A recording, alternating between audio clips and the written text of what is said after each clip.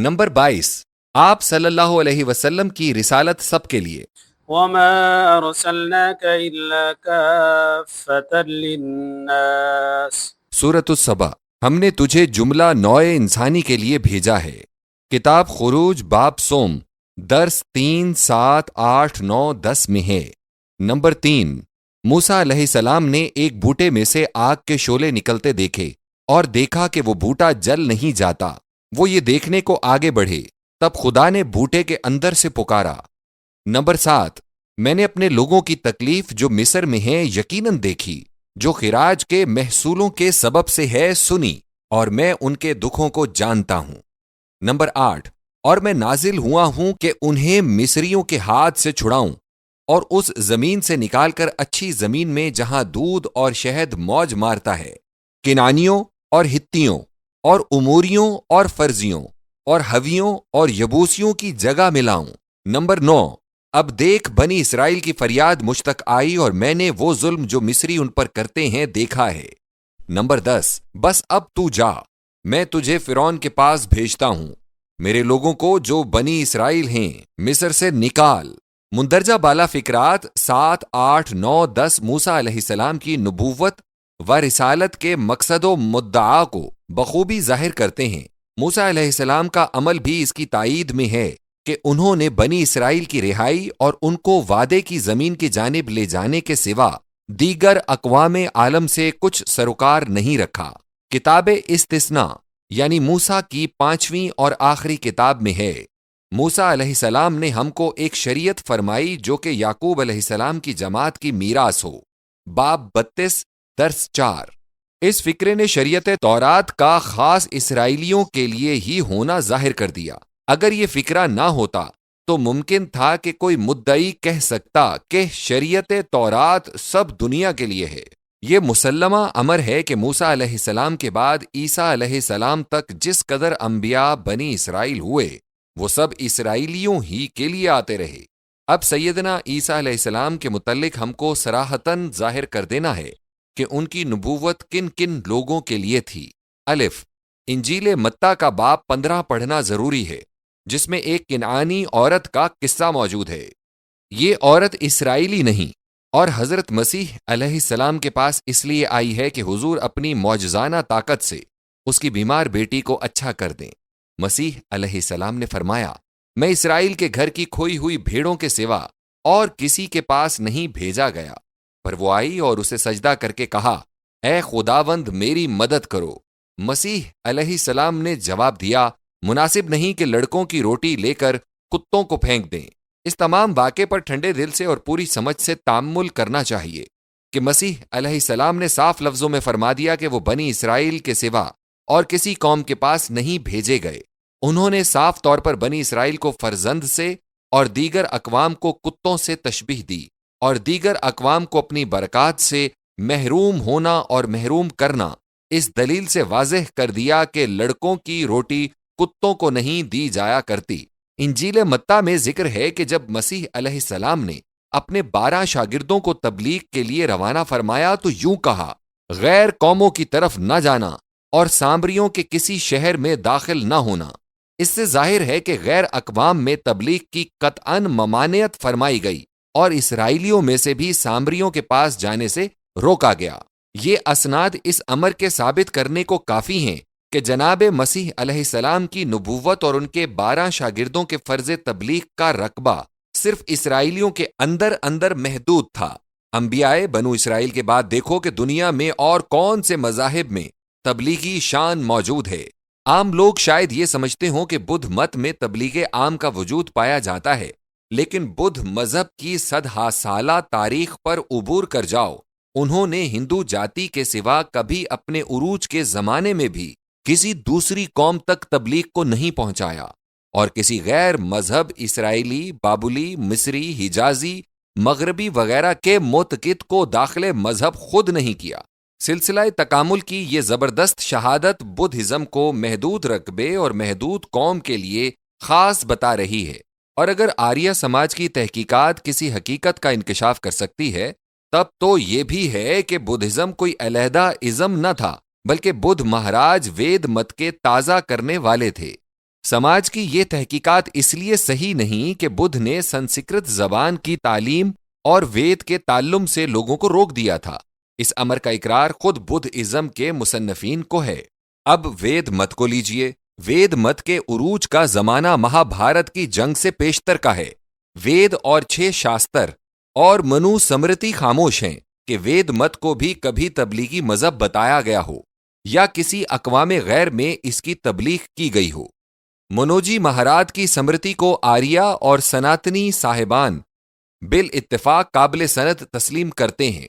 اس سمرتی میں تمام آبادی کو 4 ورنوں میں تقسیم کیا گیا ہے اور تحصیل علم و فضل اور قرأت وید کا کام صرف برہمن ورن کے ساتھ مخصوص کر دیا گیا ہے۔ یہ تقسیم یہ پابندی بتلا رہی ہے کہ منوجی مہاراج اور ان کے ماتحت رشیوں نے جو سمرتی مذکور کے سیکھنے کے لیے مجتمع ہوئے تھے، وید مت کو کبھی تبلیغی مت نہیں قرار دیا تھا۔ دنیا کے چھوٹے چھوٹے مذاہب کا ذکر یہاں چھوڑ دیا جاتا ہے۔ مذکورہ بالا شاندار اقوام کا سلسلہ تامل بھی یہی یقین دلاتا ہے۔ غور کرو کہ شریعت موسوی کا امام کبھی کسی غیر اسرائیلی کو تسلیم نہیں کیا گیا۔ روما کے کلیسا نے پطرس کا جانشین یعنی مسیحی برکات کا مخزن کبھی کسی غیر یورپین کو تسلیم نہیں کیا، اور ایشیائی نسل کا کوئی شخص کبھی پوپ نہیں بنایا گیا۔ ہندو قوم میں کبھی کوئی یہودی یا عیسائی یا مغربی نسل کا شخص رشی یا مہارشی بلکہ کسی مندر کا پجاری بھی نہیں بنایا گیا۔ یہ عملی تجربے ثابت کر رہے ہیں کہ ان مذاہب کے بیشتر بزرگوں نے حقیقتاً اپنے اپنے مذاہب کو محدود رقبے اور محدود قوم کے لیے خاص سمجھا ہوا تھا۔ نبی صلی اللہ علیہ وسلم کے اس منصب کا کہ حضور صلی اللہ علیہ وسلم کل دنیا کے لیے مبعوث ہیں، آیت زیب عنوان کے علاوہ دیگر آیات میں بھی اعلام ہے۔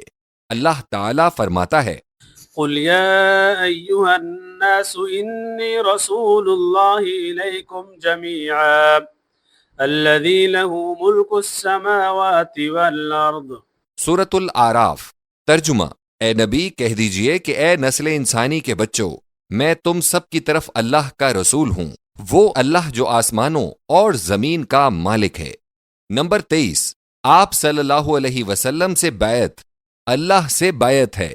ان الذين يبايعونك انما يبايعون الله يد الله فوق ايديهم۔ سورۃ الفتح۔ جو لوگ تجھ سے بیعت کرتے ہیں وہ تو اللہ سے محبت کرتے ہیں، اللہ کا ہاتھ ان کے ہاتھ کے اوپر ہے۔ مبایعت بیع سے ہے۔ لغت میں بیع مطلقاً بمعنی مبادلہ ہے، شرعاً اخذ ثمن اور اعطاء مسمن کو، جبکہ بترازی جانبین ہو بیع کہتے ہیں۔ بیع بمعنی شرع اور شرع بمعنی بیع بھی مستعمل ہے۔ یہ جانبین کی حالت کے لحاظ سے ہے۔ الغرض مبایعت میں جانبین کو کچھ دینا اور کچھ لینا ضروری ہے۔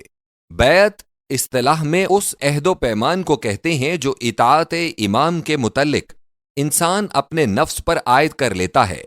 وفائے عہد کا التزام بھی اسی لفظ کے اندر شامل ہے۔ جس بیعت کا آیت بالا میں ذکر ہے وہ بمقام حدیبیہ درخت سمرہ کے تحت میں ہوئی تھی۔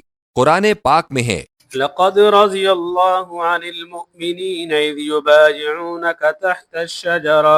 سورۃ الفتح۔ ترجمہ: اللہ ان سب مومنوں سے راضی ہو گیا جو کہ شجرہ کے نیچے رسول اللہ صلی اللہ علیہ وسلم سے بیعت کر رہے تھے۔ اس بیعت کی ضرورت و حقیقت یہ تھی کہ نبی صلی اللہ علیہ وسلم نے سیدنا عثمان غنی رضی اللہ عنہ کو مکہ کے لیے اپنا سفیر بنا کر روانہ کیا۔ ان کی معیت میں 10 صحابی بھی بھیجے گئے۔ ان کے پہنچ جانے سے 1-2 روز بعد حضور صلی اللہ علیہ وسلم تک ایک اڑتی سی خبر پہنچی کہ قریش نے حضور صلی اللہ علیہ وسلم کے سفیر عثمان کو قید اور ان کے ہمراہیوں کو قتل کر دیا ہے۔ یہ ایسا واقعہ تھا کہ اگر اس کی صداقت ہو جاتی تو حرمت سفارت اور احترام سفر کے لیے جنگ کرنا اخلاقاً و شرعاً ضروری تھا۔ اس وقت جو لوگ حضور صلی اللہ علیہ وسلم کے ساتھ آئے ہوئے تھے وہ صرف ادائے عمرہ و طواف کی نیت سے آئے تھے۔ ان کے علم میں اس امر کا احتمال بھی نہ تھا کہ کسی جنگ سے سابقہ پڑے گا، اور مہاجرین کو خود اپنے خویش و تبار اور قرابت داروں کے منہ پر تلوار چلانی ہوگی۔ لہٰذا یہ بیعت کر لینی پڑی۔ جابر رضی اللہ عنہ کی روایت سے ثابت ہے کہ اس وقت ان بیعت کرنے والوں کی تعداد 1400 کس تھی۔ بخاری کتاب المغازی، مسلم کتاب الامارہ۔ اسی باب میں حضرت جابر رضی اللہ عنہ ہی کی ایک حدیث 1500 تعداد کی بھی ہے۔ مدون، نبی صلی اللہ علیہ وسلم درخت کے سائے میں نور افروز تھے، بیعت لینے کے لیے دست مبارک پھیلایا ہوا تھا۔ عمر فاروق رضی اللہ عنہ نے اپنے ہاتھ کو حضور صلی اللہ علیہ وسلم کے ہاتھ کا سہارا بنایا ہوا تھا کہ ید مبارک کو تکان نہ ہو۔ لوگ آتے تھے اور یکے بعد دیگرے بیعت کرتے ہوئے چلے جاتے تھے۔ سلمہ بن اکوا اسلمی رضی اللہ عنہ کا بیان ہے کہ انہوں نے بیعت علی الموت کی تھی، اور جابر بن عبداللہ رضی اللہ عنہ کا بیان ہے کہ انہوں نے عدم فرار کی بیعت کی تھی۔ ہر دو روایات کی تطبیق سے مستنبط ہوا کہ الفاظ بیعت کو خود بیعت کنندہ کے پسند اور اختیار پر رکھا گیا تھا۔ بے شک حریت اسلام ایسی ہی حریت نفس کی معلم ہے جس میں اجبار و اکراہ کا شائبہ بھی نہ ہو۔ اس جمع غفیر کے اندر صرف ایک شخص جد بن قیس اسلمی ایسا تھا جو اپنے اونٹ کی اوٹ میں جا چھپا تھا اور بیعت میں شامل نہ ہوا تھا۔ حریت اسلام کی یہ دوسری دلیل ہے کہ اس پر بھی کچھ سختی نہیں کی گئی۔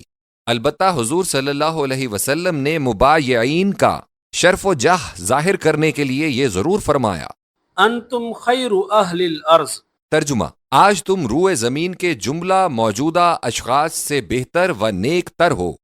اس بیعت کا ذکر کلام اللہ کی متعدد آیات میں ہے، اور اس سے معلوم ہوتا ہے کہ اس واقعے سے رضوان الہیہ کو تعلق مستحکم اور رابطہ قویم ہے۔ فرمایا، ان اللہ اشترى من المؤمنین انفسهم واموالهم بان لهم الجنہ۔ سورۃ التوبہ۔ ترجمہ، اللہ نے مومنین کی جانوں کو خرید لیا ہے اس تبادلے میں کہ جنت ان کی ہے۔ نیز فرمایا، فاستبشروا ببیعکم الذی بایعتم بہ۔ سورۃ التوبہ۔ اپنی ایسی بیع پر تم کو پوری پوری خوشیاں منانی چاہیے۔ میں نے اس آیت کا ذکر خصائص النبی صلی اللہ علیہ وسلم میں اس لیے کیا ہے کہ اس سے ایک نہایت ہی خاص فضل و شرف محمدیہ کا ثبوت حاصل ہوتا ہے۔ غور کرو کہ نبی کریم صلی اللہ علیہ وسلم کے ہاتھ پر بیعت کرنے والوں کو اللہ تعالیٰ نے بائعین ذات قرار دیا ہے، اور یہ وہ شرف ہے جو کسی دوسرے نبی کو حاصل نہیں ہوا۔ آیت زیب عنوان میں ید اللہ فوق ایدیہم کے الفاظ ہیں۔ امام فخر الدین رازی فرماتے ہیں کہ لفظ ید ہر دو جگہ میں یا تو بمعنی واحد مستعمل ہوا ہے یا الگ الگ معنی میں۔ الف، اگر ید کے معنی ہر دو جگہ ایک ہی ہیں تب معنی آیت ہیں کہ احسان الہی تمہارے احسان سے برتر و اعلیٰ ہے۔ دوسرے مقام پر اللہ تعالیٰ نے فرمایا ہے، بل اللہ یمن علیکم من ہداکم للایمان۔ سورۃ الحجرات۔ ترجمہ، بلکہ اللہ تعالیٰ کا تم پر احسان ہے کہ تم کو ایمان کی ہدایت فرمائی۔ نیز یہ کہ رسول اللہ صلی اللہ علیہ وسلم کو جو نصرت و تائید من جانب اللہ حاصل ہے وہ اس تائید و نصرت سے بہت برتر و اعلیٰ ہے جو حضور صلی اللہ علیہ وسلم کو من جانب صحابہ رضی اللہ عنہم حاصل ہے۔ لفظ ید بمعنی غلبہ و نصرت و قوت زبان عرب میں بخوبی مستعمل ہے۔ محاورہ ہے کہ الید لفلان، یعنی اب فلاں شخص کا غلبہ ہے۔ با ید کا استعمال الگ الگ معنی میں ہے، تب ید اللہ کے معنی حفظ الہی ہیں، اور ایدہم سے مراد مبایعین کے ہاتھ، یعنی یہ جارحائے جسمانی ہیں، اور یہ بتلایا گیا کہ اللہ تعالیٰ کی حفاظت و نصرت ہمیشہ ان مبایعین کے ساتھ ہوگی۔ اہل حدیث لفظ ید کی کوئی تعویل نہیں کرتے، لیکن اللہ تعالیٰ کو جسم و لوازم جسم سے پاک و برتر تسلیم کرتے ہیں، اور مجسمہ و معدلہ سے علیحدہ ہیں۔ صفات میں ان کا مسلک ہر ایک ایچ پیچ سے پاک و صاف ہے۔ اس کی تائید اسی سورہ مبارکہ میں تھوڑی دور آگے چل کر ان الفاظ میں پائی جاتی ہے، فعلم ما في قلوبهم فانزل السكينة عليهم وأثابهم فتحا قريبا ومغانم كثيرة يأخذونها۔ سورہ فتح۔ ترجمہ، اللہ تعالیٰ نے بیعت کرنے والوں کے دلوں کی اندرونی حالت کو جان لیا، ان پر سکینہ اتارا اور ان کو فتح قریب عطا فرمائی، اور وہ بڑی فتوحات بھی ان کے لیے خاص کر دیں جن کو وہ حاصل کریں گے۔ خلفائے راشدین رضوان اللہ اجمعین اور ان کے ماتحت عمال و گورنر، جرنیل و قائدین لشکر اور فاتحین کشور انہی بیعت کرنے والوں میں تھے۔ حضرموت، عمان، عراق و فلسطین، شام و مصر، افریقہ و سوڈان، تیونس و الجزائر، مالٹا اور کریٹ، ایران و خراسان کی فتوحات و مغانم انہی خلفائے راشدین اور ان کے حکم برداروں کو حاصل ہوئی تھیں۔ ہاں، یہی وہ بزرگ ہیں جو مفہوم آیت اور اس بشارت عظمیٰ کے مظہر ہیں۔ انہی کے دلوں کا امتحان لیا گیا اور انہی پر نازل سکینہ ہوا، وہ سکینہ جس کے نزول کا ذکر احوال موسیٰ علیہ السلام میں بھی ہے۔ انہی کے ہاتھوں میں وہ طاقت تھی کہ کل دنیا کے ہاتھ ان کے سامنے پست تھے، کبھی کسی سلطنت کی قواعد دان اور باقاعدہ مسلح افواج ان پر غالب نہ آ سکیں۔ وَكَفَّ أَيْدِيَ النَّاسِ عَنْكُمْ، کا ایک نظارہ یہ بھی تھا۔ ترجمہ: لوگوں کے ہاتھ تم سے روک لیے۔ صحابہ کے فضل و شرف، جاہ و احتشام، دولت و اقبال مادی اور رحمت و برکات روحی کا سبب ذریعہ کیا تھا؟ یہی بیعت نبوی صلی اللہ علیہ وسلم، یہی اتباع محمدی صلی اللہ علیہ وسلم، یہی صدق و اخلاص جو انہیں پیارے رسول صلی اللہ علیہ وسلم کی ذات اور تعلیم کے ساتھ تھا۔ لہٰذا وہ سب تو پھیلی تھے۔ ان خصوصیات کا اصل تعلق نبی کریم صلی اللہ علیہ وسلم ہی کی ذات مبارک سے ہے، اور نبی صلی اللہ علیہ وسلم کا یہ شرف حضور صلی اللہ علیہ وسلم کے خصائص میں سے ہے صلی اللہ تعالی علیہ وسلم۔ نمبر 24، ختم نبوت۔ وَلَكِنْ رَسُولَ اللَّهِ وَخَاتَمَ النَّبِيِّينَ، سورۃ الاحزاب۔ ترجمہ: مگر آپ اللہ کے رسول اور انبیاء کرام کے خاتم ہیں۔ خاتم اور ختم دونوں کے ایک معنی ہیں۔ النبیین کا الف لام جنس جملہ انبیاء و رسل پر حاوی ہے۔ کلام اللہ کی یہ آیت اعلان کر رہی ہے کہ سیدنا و مولانا محمد رسول النبی الامی صلی اللہ علیہ وسلم کے وجود باوجود پر نبوت کا خاتمہ کر دیا گیا ہے۔ یہ ایک عجیب پیشین گوئی ہے اور اس کے اندر ایک عجیب طاقت من جانب اللہ موجود ہے۔ ایران کو دیکھو، وہاں ہزاروں سال تک متواتر سروش آسمانی کی آواز بیسیوں پاک سرشت بزرگوں کو سنائی دیتی رہی۔ ہندوستان کا دعویٰ ہے کہ یہاں کروڑوں سال تک مہارشی ایسے ہوئے جن پر آکاش بانی کا پرکاش ہوتا رہا۔ بنی اسرائیل کے حالات پڑھو، جہاں ایک ایک وقت میں 2 4 نبی موجود پائے گئے۔ مصریوں چینیوں نے بھی سینکڑوں سال تک اپنے اندر نبوت و رسالت ہونے کے دعاوی کو بلند کیا، لیکن جب کلام اللہ میں آیت زیب عنوان کا اعلان ہوا اور ختم نبوت کا فرمان سنا دیا گیا ہے، اس وقت سے ان سب مذاہب و ادیان نے بھی اپنے اپنے دروازوں پر قفل ڈال دیے ہیں۔ مجوسی اب کیوں کسی شخص کو جائے اسپ و زرتشت کے اورنگ پر نہیں بٹھلاتے؟ آریہ دت اب کیوں آکاش بانی کا ایک حرف بھی نہیں سنتا؟ بنی اسرائیل کیوں اپنی قوم اور اپنے ملک میں کسی کا نبی ہونا تسلیم نہیں کرتے؟ پیارے ناظرین، یہ سب قدرت الہیہ کا روشن کارنامہ ہے، جس نے نبی صلی اللہ علیہ وسلم کو خاتم النبیین بتانے کے بعد تمام دنیا کے جملہ مذاہب کے دماغوں اور طبیعتوں سے بھی یہ بات نکال دی ہے کہ خود ان کے مذہب کے اندر بھی کسی کو پیغمبر، نبی، رسول، اوتار کہا جائے۔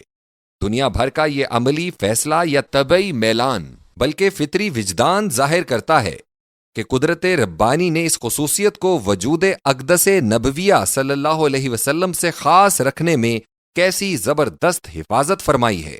کوئی غیر مسلم یہ نہیں کہہ سکتا کہ نبی صلی اللہ علیہ وسلم نے اپنی ذاتی توصیف کے لیے ایسا فرما دیا ہے۔ اول اس لیے کہ دعویٰ کرنا آسان ہے، مگر زمانے مستقبل پر حکومت کرنا دشوار ہے۔ یہاں تو 14 صدیوں کا زمانہ اور مختلف و متعدد مذاہب کا متفقہ رویہ اس کی تائید میں موجود ہے۔ جس شے کی تائید میں خود نیچر ہو، وہاں تصنع کا کیا دخل رہ جاتا ہے؟ دوم، اگر نبی صلی اللہ علیہ وسلم کو اپنا ذاتی فخر بھی قائم کرنا مقصود ہوتا تو حضور صلی اللہ علیہ وسلم ایسا کر سکتے تھے، کہ اپنے متبعین کو نبوت کے منصب سے ممتاز بناتے اور موسیٰ علیہ السلام سے بڑھ کر اپنے اتباع کرنے والے انبیاء کی شان اور تعداد کا اظہار کرتے۔ بعض مسلمان صوفیہ کی نسبت یہ بات زبان زد عوام ہے کہ انہوں نے خدا ہونے کا دعویٰ کیا تھا۔ اول تو ان روایات کی صحت بالکل مشکوک ہے۔ دوم، اگر ثابت ہو بھی جائے کہ کسی شخص نے ان الحق بھی کہا یا سبحانی ما اعظم شانی بھی کہا، تب بھی یہ نتیجہ تو صاف نکلتا ہے کہ خدا بننا تو ان کو سہل نظر آیا، مگر نبی کہلانے کی جرت وہ بھی نہ کر سکے۔ ایسے ہی لوگوں میں یہ مصرع بہت شہرت یافتہ ہے، با خدا دیوانہ باش و با محمد ہوشیار۔ ذیل میں ان اسلامی روایات کا اندراج ضروری ہے جو آیت زیب عنوان کی تفسیر میں نبی صلی اللہ علیہ وسلم سے باسناد صحیحہ ثابت ہیں۔ نمبر 1، عن ابی ہریرہ رضی اللہ تعالی عنہ قال قال رسول اللہ صلی اللہ علیہ وسلم مثلی ومثل الانبیاء كمثل قصر احسن بنیانه وترك منه موضع لبنة وطاف به النظار يتعجبون من حسن بنيانه إلا موضع تلك اللبنة فكنت أنا سددت موضع اللبنة ختم بي البنيان وختم بي الرسل وفي رواية فأنا اللبنة وأنا خاتم النبيين۔ امام بخاری و امام مسلم نے بالاتفاق ابو ہریرہ رضی اللہ عنہ سے روایت کی ہے کہ نبی صلی اللہ علیہ وسلم نے فرمایا، میری مثال اور دیگر سب انبیاء کی مثال ایک محل کی سی ہے جسے خوب بنایا گیا تھا مگر ایک اینٹ کی جگہ چھوڑ دی گئی تھی۔ دیکھنے والے آتے تھے، مکان کی عمدگی اور اس خالی جگہ کے متعلق تعجب ظاہر کرتے تھے۔ اب میں ہوں جس نے اس خالی جگہ کو بھر دیا ہے، میرے ذریعے ہی عمارت ختم ہوئی اور میری وجہ ہی سے رسول ختم کیے گئے۔ اور ایک روایت میں ہے کہ وہ اینٹ میں ہوں اور میں سب انبیاء کا ختم کرنے والا ہوں۔ نمبر 2، عن جبیر بن مطعم رضی اللہ تعالی عنہ قال سمعت النبي صلى الله عليه وسلم يقول إن لي أسماء أنا محمد وأنا أحمد وأنا الماحي الذي يمحو الله بي الكفر وأنا الحاشر الذي يحشر الناس على قدمي وأنا العاقب والعاقب الذي ليس بعده نبي۔ صحیح بخاری و صحیح مسلم میں متفقہ روایت جبیر بن مطعم رضی اللہ عنہ سے ہے کہ میں نے نبی صلی اللہ علیہ وسلم کی زبان سے سنا ہے، حضور صلی اللہ علیہ وسلم فرماتے تھے، میرے کئی نام ہیں، میں محمد صلی اللہ علیہ وسلم ہوں، میں احمد صلی اللہ علیہ وسلم ہوں، میں ماہی صلی اللہ علیہ وسلم ہوں، اللہ نے میرے ذریعے سے کفر کو محو کر دیا، میں حاشر ہوں کہ لوگ قیامت کو میرے بعد اٹھائے جائیں گے، میں عاقب ہوں، عاقب وہ ہوتا ہے جس کے بعد کوئی نبی اور نہ ہو۔ نمبر 3، عن ابی ہریرہ رضی اللہ تعالی عنہ ان رسول اللہ صلی اللہ علیہ وسلم قال فضلت على الانبیاء بست اعطیت جوامع الکلم ونصرت بالرعب واحلت لی الغنائم وجعلت لی الارض مسجدا وطہورا وارسلت الى الخلق کافہ وختم بی النبیون۔ صحیح مسلم میں باروایت ابو ہریرہ رضی اللہ عنہ ہے کہ رسول اللہ صلی اللہ علیہ وسلم نے فرمایا، مجھے سب انبیاء پر 6 باتوں میں فضیلت ہے۔ نمبر 1، مجھے کلمات جامعہ عطا فرمائے گئے۔ نمبر 2، مجھے روب سے مدد دی گئی۔ نمبر 3، مال غنیمت ہم پر حلال کیا گیا۔ نمبر 4، روئے زمین کو ہمارے لیے مسجد اور سبب طہارت بنایا گیا۔ نمبر 5، مجھے تمام مخلوق کے لیے رسول بنایا گیا۔ نمبر 6، میری ذات پر انبیاء کا خاتمہ ہو گیا۔ نمبر 4، عن ابی امامۃ رضی اللہ تعالی عنہ قال قال النبي صلی اللہ علیہ وسلم فی خطبۃ الوداع ایھا الناس انه لا نبی بعدی ولا امۃ بعدکم۔ ابن جریر اور ابن عساکر نے ابو امامہ رضی اللہ عنہ سے روایت کی ہے کہ نبی صلی اللہ علیہ وسلم نے خطبۃ الوداع میں فرمایا تھا، لوگو یاد رکھو میرے بعد کوئی نبی نہیں اور تمہارے بعد کوئی امت نہیں۔ نمبر 5، روا احمد والترمذی والحاکم باسناد صحیح عن انس رضی اللہ تعالی عنہ مرفوعا ان الرسالة والنبوة قد انقطعت فلا رسول بعدی ولا نبی۔ امام احمد و امام ترمذی، امام حاکم نے صحیح اسناد کے ساتھ انس رضی اللہ عنہ سے روایت کیا ہے کہ رسول اللہ صلی اللہ علیہ وسلم نے فرمایا، کہ اب رسالت اور نبوت منقطع ہو چکی ہے، لہٰذا میرے بعد نہ کوئی رسول ہوگا اور نہ کوئی نبی ہوگا۔ نمبر 6، عن ثوبان رضی اللہ تعالی عنہ قال قال النبی صلی اللہ علیہ وسلم سيكون في أمتي 30 كذابون كلهم يزعم أنه نبي وأنا خاتم النبيين لا نبي بعدي۔ صحیح مسلم میں ہے کہ نبی صلی اللہ علیہ وسلم نے فرمایا، میری امت میں 30 شخص ایسے ہوں گے جو کذاب ہوں گے، ان میں سے ہر ایک کا گمان یہ ہوگا کہ وہ نبی ہے، حالانکہ میں خاتم النبیین ہوں اور میرے بعد کوئی نبی نہیں۔ نمبر 7، عن عقبة بن عامر رضی اللہ تعالی عنہ قال قال النبي صلی اللہ علیہ وسلم لو كان بعدي نبي لكان عمر بن الخطاب۔ رسول اللہ صلی اللہ علیہ وسلم نے فرمایا، اگر میرے بعد کوئی نبی ہونا ہوتا تو عمر بن خطاب رضی اللہ عنہ ہوتے۔ سب جانتے ہیں کہ عمر فاروق رضی اللہ عنہ نبی نہ تھے۔ ثابت ہو گیا کہ حضور صلی اللہ علیہ وسلم کے بعد کوئی بھی نبی نہیں ہو سکتا۔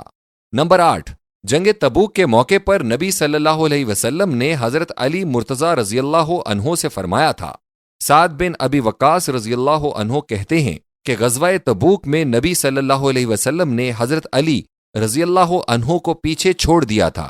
علی رضی اللہ عنہ نے عرض کیا کہ حضور صلی اللہ علیہ وسلم مجھے بچوں اور عورتوں میں چھوڑے جاتے ہیں۔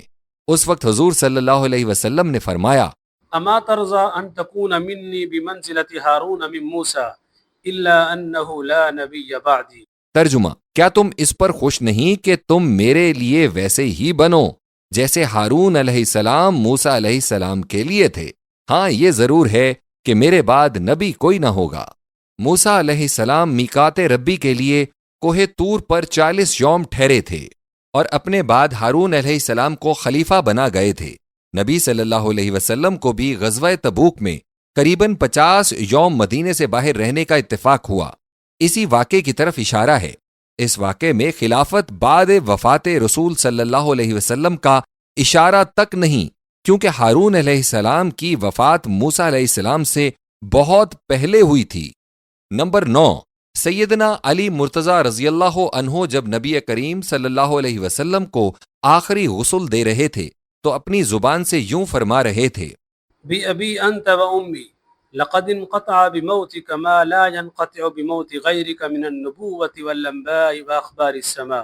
ترجمہ، میرے ماں باپ حضور صلی اللہ علیہ وسلم پر قربان ہوں، حضور صلی اللہ علیہ وسلم کی موت سے وہ چیز ختم ہو گئی جو اور کسی شخص کی موت سے ختم نہ ہوئی تھی، یعنی نبوت اور اخبار غیب اور آسمان سے خبروں کا آنا اب ختم ہو گیا۔